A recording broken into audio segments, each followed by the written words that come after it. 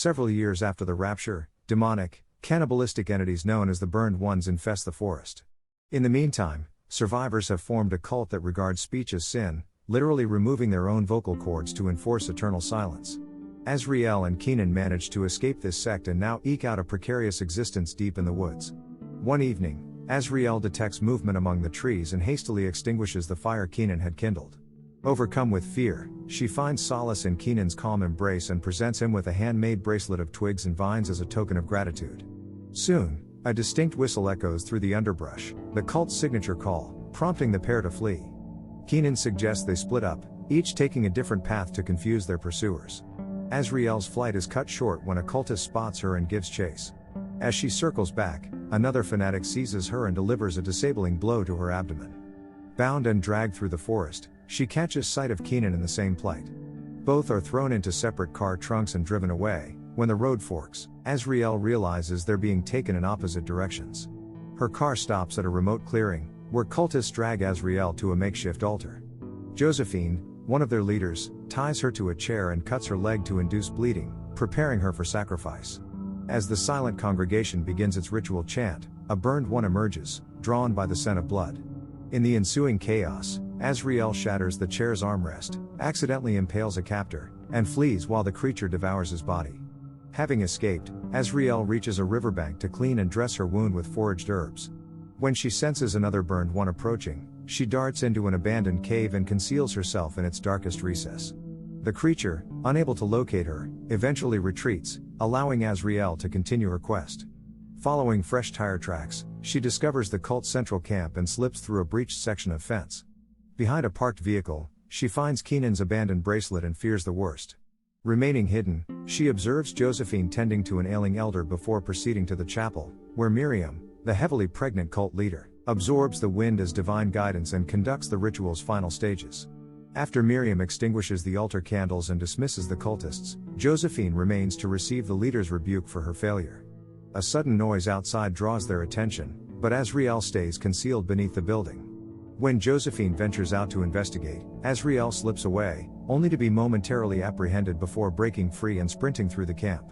Josephine rings a bell to raise the alarm, and the clang of bottles and pans signals that Azrael has been spotted by a few cultists, jeopardizing her escape. Azrael sprinted toward the perimeter fence, her hands shredding on the barbed wire as she exposed the gap and forced herself through. When her foot snagged, a cult member seized it and attempted to pull her back. She fought fiercely, kicking him away and wrenching her leg free. Another attacker fired, but the bullet struck a tree, granting Azrael the precious seconds she needed to disappear into the forest. She raced through the underbrush, darkness and exhaustion closing in as her open wounds left a crimson trail across rocks and trunks. Drawn by the scent of blood, a burned one emerged and lapped at a nearby stain, prompting Azrael to bolt. A second creature joined the pursuit, but the first tripped over a root, allowing her to reach the road uninjured.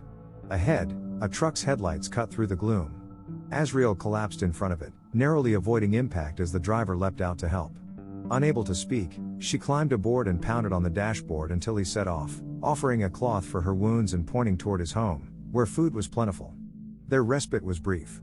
A cultist's bullet struck the driver in the head, and another fired wildly as the truck veered off course. Azrael tried to seize the wheel but was blocked by the body. The vehicle rammed the shooter before crashing. Dazed but alive, Azrael stumbled out and found the assailant still standing. She engaged him in brutal hand-to-hand combat, ultimately retrieving his weapon and ending the threat.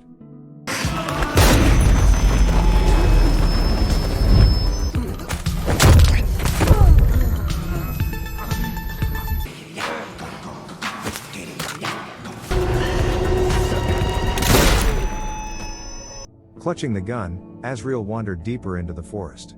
She discovered Kenan nailed to a tree and, as she approached, triggered a hidden snare that left her dangling upside down. A cultist appeared, reclaiming her weapon and striking Kenan, but fierce winds distracted him. From above, 3 burned ones descended, tearing the cultist apart and feasting on his remains before moving on to Kenan. Azrael wriggled free, looping the rope around one creature's neck and sending it crashing from its perch. Though she fell as well, she survived and, gun in hand, crept back toward the cult's camp, hiding behind a tree as she prepared her next move. Azrael masks her approach by whistling the cult signal. When Josephine leads a handful of followers into the forest, she slips through the fence gap and enters the chapel. There she finds Miriam feigning helplessness, her pregnant belly on display. As Azrael hesitates to fire, Miriam lunges, disarming her and striking her with a pan. Though Azrael collapses, she rakes Miriam's abdomen with her nails before being subdued. Bound and dragged into the woods, Azrael is forced into a freshly dug grave. Cultists smear her face with her own blood, seal the coffin, and heap earth atop it. Frantic pounding yields no aid, until a lantern's glow reveals a tunnel beneath her feet. Crawling through, she confronts a burned one at its end. The creature, drawn by Miriam's blood, sniffs her hand in recognition and departs, allowing Azrael to crawl back through and emerge free. Moments later, Josephine bursts from the chapel to find an elder's tent ablaze. As cultists scramble to contain the fire, Azrael moves unseen and guns them down one by one. Josephine tries to flee but is gunned in the stomach and left to die amid the conflagration. A distraught survivor fires blindly into the chaos and accidentally kills a comrade. In stunned silence, he becomes Azrael's next victim, a swift decapitation executed with her machete. Inside the chapel, Miriam ambushes Azrael, forcing a frantic chase around overturned benches. Slamming Azrael against a table, Miriam attempts to behead her, but Azrael breaks free with a powerful kick. In the struggle that follows, Miriam lunges again and is driven into a wall, allowing Azrael to deliver a crushing bite to her neck. As Miriam reels in agony, her waters break. A single gunshot rings out. Josephine, wounded yet alive, fires repeatedly at the chapel cross. Seizing the moment, Azrael tackles her, shattering a bench. Josephine lashes out with a wooden plank. Azrael retaliates with brutal force, smashing her head onto the bench and then plunging Miriam's own blade into Josephine's neck. The cult leader collapses, dead. Terrified, Miriam staggers from the altar and uses Azrael's machete to end her own life. A fierce wind sweeps through the chapel, extinguishing every candle and heralding the arrival of the burned ones. The horde charges in, surrounding Azrael as she cradles Miriam's newborn. The infant, a horrific, goat-shaped antichrist, cries out. The burned ones roar in celebration, accepting the child as their new leader. Azrael gazes down at the twisted newborn and, with a trembling smile, realizes the immense power she now wields. Thank you for watching. Please like and subscribe for more recaps. See you next time.